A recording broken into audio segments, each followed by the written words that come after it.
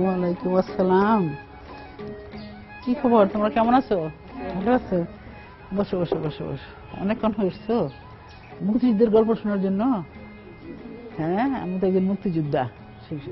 আমি কিন্তু তখন ঢাকা মেডিকেল কলেজের শেষ বর্ষের ছাত্রী। আমার কিন্তু তখন বিয়ে হয়ে গেছে। আমার স্বামী একজন মুক্তিযোদ্ধা, সে আওয়ামী রাজনীতি অথচ আমাদের জাতির জনক বঙ্গবন্ধু শেখ মুজিবুর রহমানের যে রাজনীতি তারই সম্পৃক্ততা ছিল ওনার রাজনীতির সঙ্গে। এবং যেহেতু আমার সঙ্গে বিয়ে হয়েছে, আমরা দুজনেই আওয়ামী রাজনীতির সঙ্গে আমরা জড়িত ছিলাম।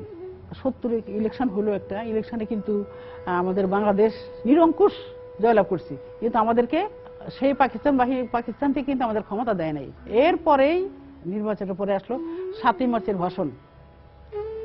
আমরা তো ঢাকা মেডিকেল কলেজ, সরার উদ্যান কিন্তু কাছেই। সেই 7ই মার্চের ভাষণে বঙ্গবন্ধু বলছিলেন, রক্ত যখন দিয়েছি, রক্ত আরো দেব, এদেশের মানুষকে মুক্ত করে ছাড়বো ইনশাআল্লাহ। এবারের সংগ্রাম মুক্তির সংগ্রাম, এবারের সংগ্রাম স্বাধীনতা সংগ্রাম। এবং উনি বলে গেছিলেন, আমি যদি তোমাদের হুকুম দিতে নাও পারি, তোমাদের যা কিছু আছে তাই নিয়ে তোমরা দেশের স্বাধীনতার জন্য প্রস্তুত থাকবে।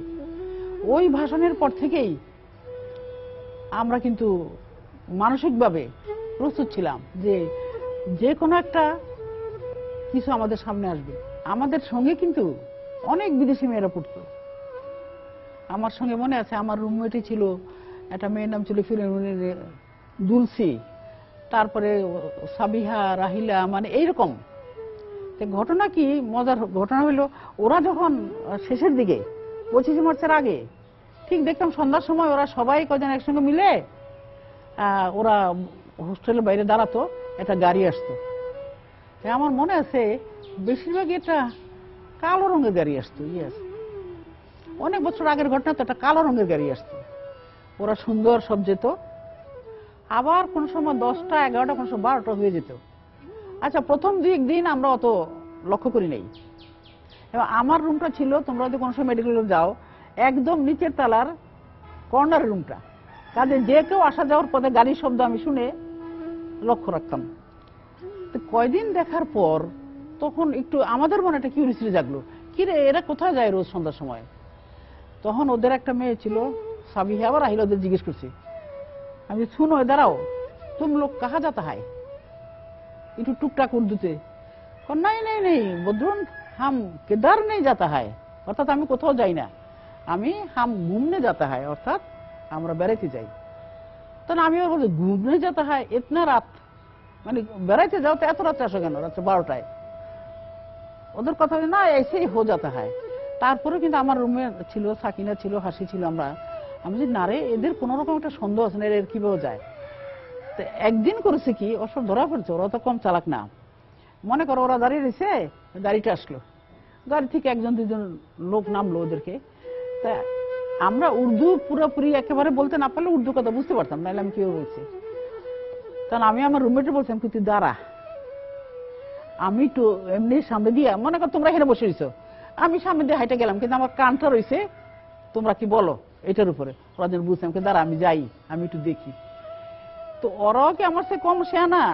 আমি আজকে যখন বেরিয়ে সামনে দিয়ে দেখতেছি, দেখলাম ওরা কথা বলতেছে, কিন্তু যে আমাকে দেখছে ওরা একদম। সাবিহা যে মেয়েটা, এক পর্যায়ে শুনলাম সে হোটেল সেরাটনে যায়। মানে এগুলি আস্তে আস্তে মনে হচ্ছে। আমি তখন আর সাবিহার বললাম, সাবিহা तुम इतना इतना बड़ा बड़ा होटल में क्यों जाता है? नहीं बदरुन, ऐसे ही खाने के लिए गया। মানে যেভাবেই হোক তাদের চলাফেরাগুলি আমাদের কাছে বাঙালিদের কাছে ভালো মনে হচ্ছিল না। এবং সবচেয়ে আশ্চর্যের জিনিস যেটা, 25শে মার্চ যেই পাকিস্তানিরা আমাদের বাঙালিদের উপর যে অত্যাচার বা আক্রমণ করলো, ওমা সকালে উঠে দেখি দেয়ার ইজ নান। ওই যে মেয়েগুলি, ওরা কিন্তু একটাও নাই। তার মানে এই যে একটা কিছু হবে, এই যে একটা কিছু চক্রান্ত হচ্ছে, এইটা আগের থেকেই প্রিপ্ল্যান, মানে আগের থেকেই তারা ষড়যন্ত্র করতেছিল।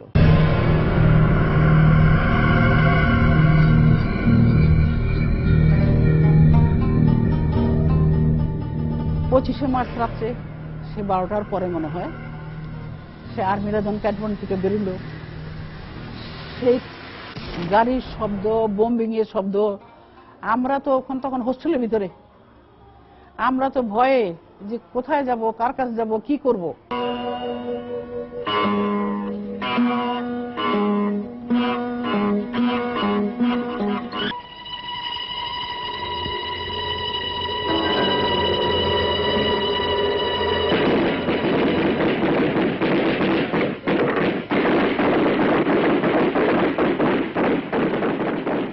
আমরা তখন, আমাদের হোস্টেল সুপার ছিলেন ডাক্তার জোহরা কাজী।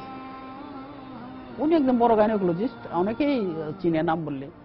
আমরা ম্যাডামরা টেলিফোন করলাম যে আমরা কার কাছে করবো, যেহেতু হোস্টেল সুপার, ওনাকে করলাম। তো উনি বললেন যে হোস্টেল থেকে যেন আমরা না বেরোই।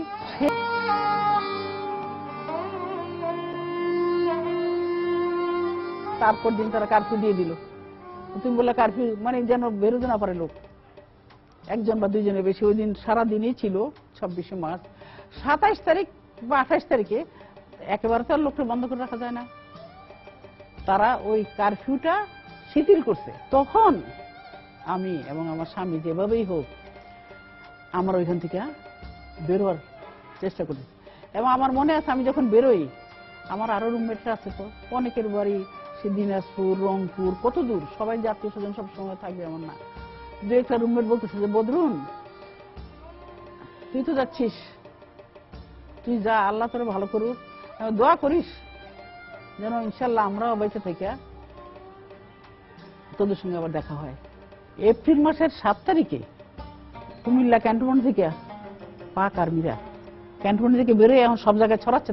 তারা কুমিল্লা থেকে বেরোয় আমাদের এই দিক দিয়া চাঁদপুর গেলেন।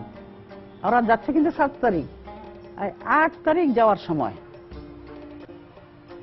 এখানে আমাদের তখনকার দিনে এমপি ছিলেন ডক্টর সত্তার, ওনার বাড়িটা ওরা জ্বালিয়ে দেয়। আর এদিকে যাওয়ার পথে এই যে আমার বাড়ি, এটা এখন তো তোমরা সুন্দর ব্রিজের পাকা রাস্তা দিয়ে এসছো না, এগুলো কিছুই ছিল না তখন। একটু ওই যে সাঁকো টাকোর মতন, হ্যাঁ, ছোট ইয়ে ছিল, ওইখানে দাঁড়ায় তারা আমার এই বাড়িটা জ্বালিয়ে দেয়। এবং তারা এই বাড়িটা জ্বালানোর সময় একদম সম্পূর্ণ মানে পুরো নিঃশেষ না হওয়া পর্যন্ত তারা যায় নাই, তারা কিন্তু দাঁড়িয়েছিল। এবং এরপরে ধরো আমার আত্মীয় স্বজন আসলো এবং আমার স্বামীও আসলেন।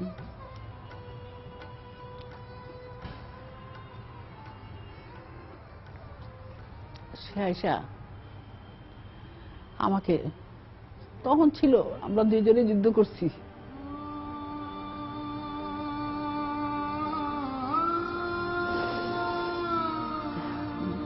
সে নাই।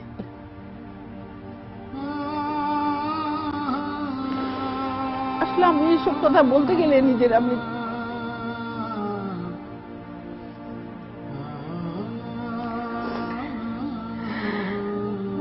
ধরে রাখতে পারি না।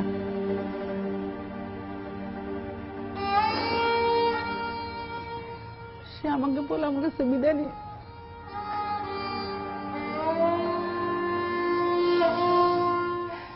নিয়ে যায়।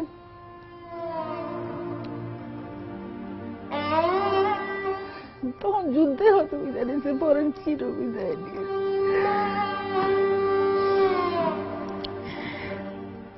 আমাকে, ওই যে বললাম, আমাকে বলছে নিজের জীবন দিবা, ইজ্জত দিবা না, যদি আল্লাহ আমারে বাঁচায় রাখে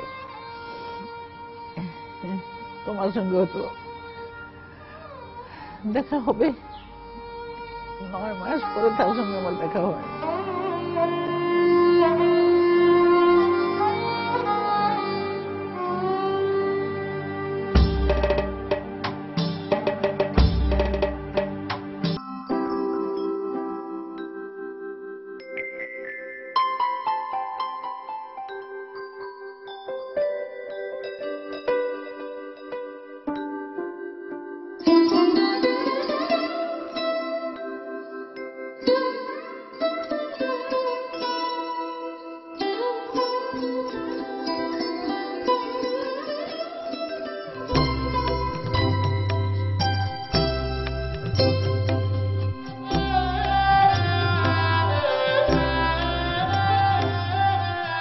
জায়গাটার নাম তো তোমরা নিশ্চয়ই জানো, এটার নাম হচ্ছে অফিস চিতুষ স্কুল। অফিস কেন ছিল, এখানে নাকি অনেক এক একটা সাব রেজিস্ট্রার অফিস ছিলেন, সেটাই। তো এই স্কুলে আমরা এসেছি, আমি এসেছি অন্তত, এই স্কুলের অনেক নির্মম ঘটনার কালের সাক্ষী। তোমরা জানো যে মুক্তিযুদ্ধ হয়েছিল এবং এখানে একটা সেল ছিল। আমাদের মুক্তি বাহিনীরা এই জায়গায় এসে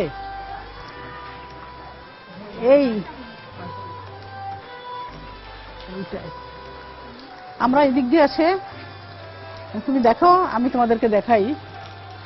আমরা এই যে জায়গাটা দেখছো, এই যে এই দুইটা বিল্ডিং এর এই কর্নারটা, জি জি, হ্যাঁ, এই কর্নারটা দিয়ে প্রথম আমাদের মুক্তি বাহিনীরা আসেন। আইসা এখানে যারা ছিল রাজাকার পাক বাহিনী তাদেরকে পরাজিত করেন। পরবর্তী পর্যায়ে আমাকে যখন খবর দেয়, আমি আসি, নৌকাটা অনেক দূরে রেখে পরে আমরা এদের হেঁটে আস্তে আস্তে আসি। তখন এই জায়গাগুলো এত সুন্দর ছিল না, এত স্মুথও ছিল না। এইটাই এখানে কিছু পানি, ওখানে কিছু পানি, এরকম ছিল। ওর ভিতর দিয়েই আমি এবং আমার সঙ্গের মুক্তিযুদ্ধ ভাইরা আমরা এদিক দিয়ে আসি। আসার পরে আমার যে ভাই পাঠান ভাই ছিলেন, উনি আমাকে একটা রুমে নিয়ে যায়। আসো, এই যে রুমটা দেখছো না, হ্যাঁ হ্যাঁ হ্যাঁ, এই রুমটাতে কিন্তু পাক বাহিনীরা, রাজাকাররা আমাদের মেয়েদেরকে এখানে রেখে কিন্তু তাদের টর্চার করত। তো ওই যুদ্ধের পর যখন তারা চলে গেলেন, তখনই আমি, আমার বাহিনীর ওরা আমাকে এনে পাঠালো এই রুমে।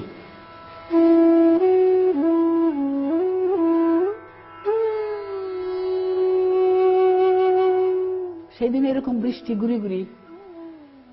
আসলে একটা কথা আছে না যে প্রকৃতিও মানুষের ডাকে সাড়া দেয়।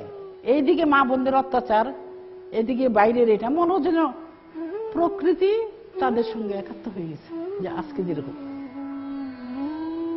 ওনারা একদম ভোর, হ্যাঁ 28 তারিখ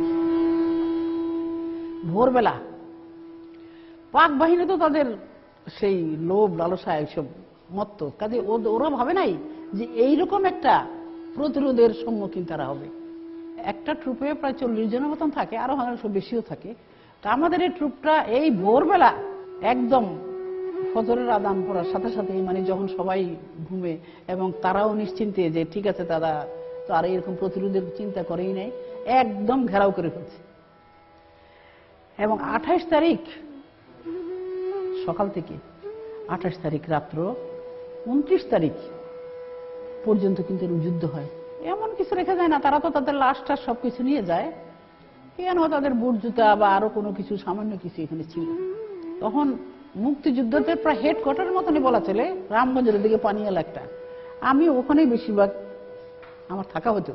আমাকে যদি কোথাও খবর দিত, আমি সাথে সাথে চলে আসতাম। আমাকে লোক দিয়ে খবর দিল যে এখানে আসার জন্য। আমি তো নৌকায় করে সন্ধ্যার দিকে, হ্যাঁ এরকমই হবে, অনেক বছর আগের তো, স্বাধীনতার কত বছর পর আসলাম। আসতে পরেই আমার ভাইরা তাড়াতাড়ি আমাকে নিয়ে আসলো। তোমাদের যেই জায়গাটা দেখালাম, আমাকে আমার ট্রুপের অধিনায়ক বললো, ডক্টর বদরুন আপনি একটু ভিতরে যান।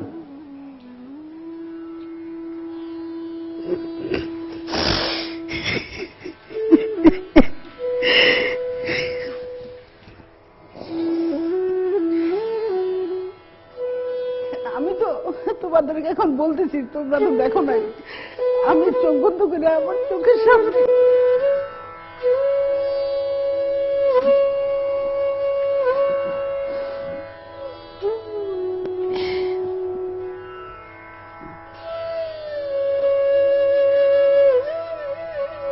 ওই স্মৃতিগুলি ভাসতেছে।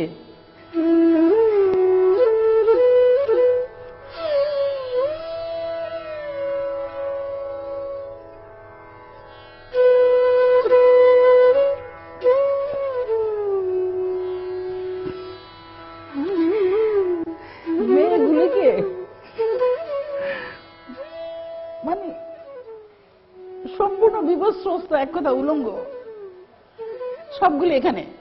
এই উলঙ্গ করে এই জন্য রাখছে যেন ওরা পালিয়ে যেতে না পারে।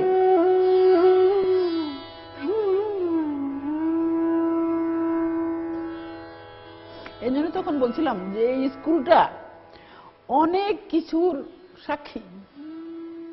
বাঙালি এক বৈজ্ঞানিক জগদীশচন্দ্র বসু যে গাছের জীবন আছে, ইট পাথরের জীবন হয়তো নেই, কিন্তু তারাও কালের সাক্ষী, যার জন্য আমরা আবার এখানে এসেছি। তারা যদি কথা বলতে পারতো, পৃথিবীর অনেক ইতিহাস অন্যরকম হয়ে যেত। এই ঘরের ভিতরে প্রত্যেকটা ইট, প্রত্যেকটা কণা তার সাক্ষী। আমি তখন আমার গায়ে যা ছিল ওনা টোনা আমি দিলাম, এবং আমার সঙ্গে অনেক মুক্তিযুদ্ধ ভাই, তারাও আশেপাশে থেকে কাপড় চোপড় এনে তাদেরকে ঢেকে দিল। মানে স্রষ্টার শ্রেষ্ঠ জীব মানুষ, তার যে কি পরিণতি তারা করেছে, এটা যদি না দেখো কেউ কোনোদিন বিশ্বাস করবে না। আমি কথা বলতে গেলেই আমার চোখের সামনে কিন্তু ওই মহিলাগুলি ভেসে আসে, এবং আমি এখন চোখ বন্ধ করে আমার হচ্ছে ফ্লোরের ভিতরে ওই যে ওরা শুয়ে রয়েছে, এই সবগুলি আমার চোখের সামনে ভাসে। এটা দেখলে নিজেরে, আমি কেন, কেউই পৃথিবীর কেউই পারবে না। যার শাস্তি আল্লাহই তাদেরকে দিয়েছে, তারা পরাজিত হয়ে বাংলাদেশ ছেড়ে চলেছে। পরবর্তী পর্যায়ে আমার অধিনায়ক যিনি আমাকে বললো যে বদরুন এদের কি করবা, তা আমি ওই মুহূর্তে বললাম দেখি কি করব, তাদেরকে কোথায় কিভাবে নিব। তখন আমার সঙ্গে নৌকা ছিল, বুঝতে পারছো, নৌকাতে ওদেরকে উঠালাম। ওদেরকে উঠায় এই যে পানিয়ালা ক্যাম্প, যেটা যেখানে হেডকোয়ার্টার মতন ছিল, ওইখানে নিয়ে যাই। নিয়ে যেয়ে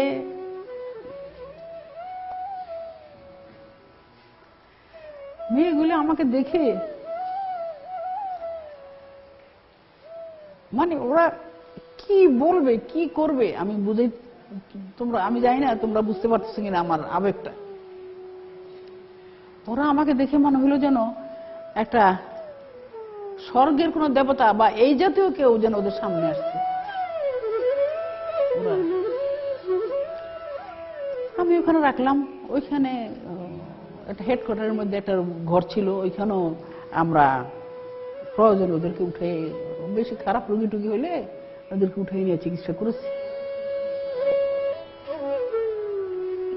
যেমন ওইখানে একদিন দুই দিন রাখার পর একটু সুস্থ হয়ে যাওয়ার পর, এবং ওরা কিভাবে এখানে আসছে জানো, ওরা যতটুক জানি, এখন তো অত ইতিহাস মনে নেই, এই শরীয়তপুরের ওদিকে ঘোষেরহাট একটা জায়গার কিছু মহিলা, ওরা ভারতে যাবে, আমার কথা বুঝতে পারছি তো, ওরা ভারতে যাবে বলে বাসা থেকে বের হয়েছে এবং নিয়ে আসে তাদেরকে। কিন্তু আমাদের দেশের চিহ্নিত রাজাকার আলবদর তাদেরকে ওইখানে না নিয়ে এই টর্চার ছিল, মানে এই আর্মিদের এখানে নিয়ে আসে। এটা কিন্তু করেছে আমারই ভাই, আমারই অন্য কেউ, যারা এই দেশের শত্রু, দেশকে ভালোবাসে না। যখন একটু 2-3 দিন ইয়ার পর যখন একটু ভালো হইলো, তখন ওদেরকে আমি বললাম যে তোমরা বাড়ির ঠিকানা দাও, আমরা তোমাদেরকে পাঠানোর ব্যবস্থা করি। কিন্তু ওরা একদম কেঁদে ফেলে, তারা রাজি হলো না বাড়িতে যাওয়ার। বলছে দিদি বা আপা, আমরা কোন মুখ নিয়ে বাড়িতে যাব, আমরা যদি বাড়িতে যাই আমাদের সমাজ তো আমাদেরকে গ্রহণ করবে না, আমার আত্মীয় স্বজনও আমাদেরকে গ্রহণ করবে না, তার কাজে আমরা যাব না।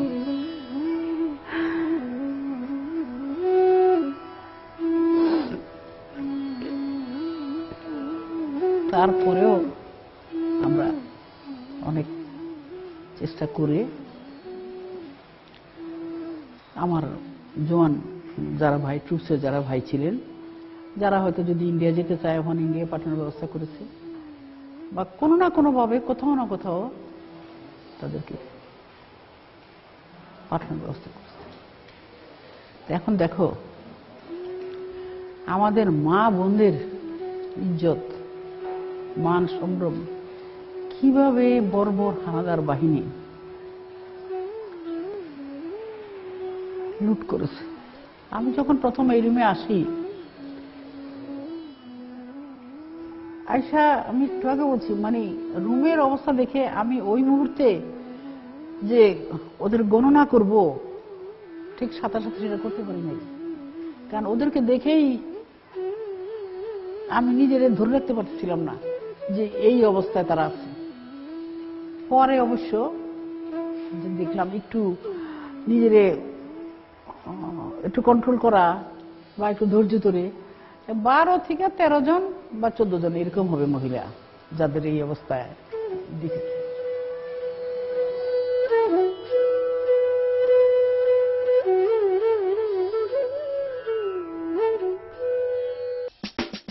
মুক্তিযুদ্ধকে জানো 158তম পর্বের কুইজ। 1208 সাবসেক্টরের কোম্পানি কমান্ডার কে ছিলেন?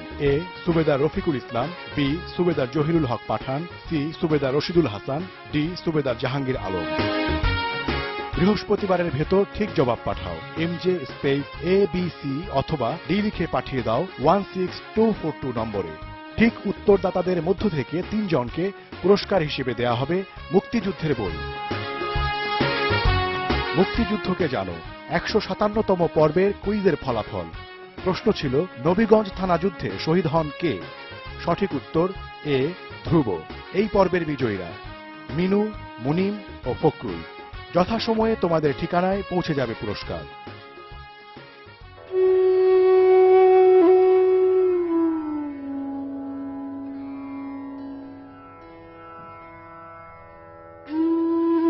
এই যে জায়গাটা, এই জায়গাটার নাম কি জানো? পানিওয়ালা। এটা ছিল মুক্তিযোদ্ধাদের আমাদের ক্যাম্পের হেডকোয়ার্টার। আমরা বাইরে যেখানে যাই কিছু করেছি আমরা কিন্তু এখানে আসা হইতো। এই যে দেখছো খাল, এই যে গর্ব, ওদিকে কিন্তু আসার সময় দেখে আসছো তো একটা নদীর মতন, খালের মতন আছে। হ্যাঁ হ্যাঁ, ওইখান দিয়া আমাদের নৌকাগুলি আসতো। এই জুলাই বা এরকম প্রথম দিকে এইখানে হেডকোয়ার্টারটা স্থাপন হয়। এবং এই যে ঘরগুলি দেখছো, এই ঘরগুলি, এই যে বাড়িতে আমরা ঢুকেছি, এই যে একটা ঘর, এই যে একটা ঘর, এই একটা ঘর, এই ঘরে মুক্তিযোদ্ধারা থাকতেন। এইখানেও মুক্তিযোদ্ধারা থাকতেন। রান্না বাড়া দূরে আরেক বাড়িতে হয়তো, খাওয়া দাওয়া হইতো, কিন্তু এইখানে ছিল মেইন অফিস। এই যে সাইক্লোস্টাইলোমিটার মেশিন ঘুরায়, মানে যেসব সিদ্ধান্ত হইতো এইসব সিদ্ধান্ত কিন্তু এই জায়গা থেকেই বাইরে ছড়ানো হইতো। আর এই ঘরটা ছিল, আমরা ডাক্তার হিসেবে যাবো, আমি নৌকা দিয়ে আসছি, যদি কোনো রুগী, কোনো খারাপ রুগী হইতো অনেক সময় এখানে এনেছি। আর অন্য সময় যেসব দুষ্কৃতিকারী তাদেরকে এখানে এনে শাস্তি দেওয়া দরকার সেটাই দিতেন। এবং আর একটা জিনিস, এই যে আমার এই যে দাদা মাইকেল মধুসূদন, উনি কালের সাক্ষী। দাদা আসেন। কি বলেন আপনারা? ওনারা যদি না থাকতো তাইলে হয়তো আমরা এখানে এসে মুক্তিযুদ্ধ পরিচালনা করতে পারতাম না। নিজের ঘরবাড়ি ছেড়ে দিয়ে দেশের জন্য, মুক্তিযোদ্ধাদের জন্য ওনারা ছেড়ে দিয়েছেন। এই জন্য বলছে দাদা আমার কালের সাক্ষী। এই দাদাও তাই। আসসালামু আলাইকুম। আরে সব বুঝতে পারছো, এরা সব পুরানো মানুষ। এরা এই যুদ্ধের আমার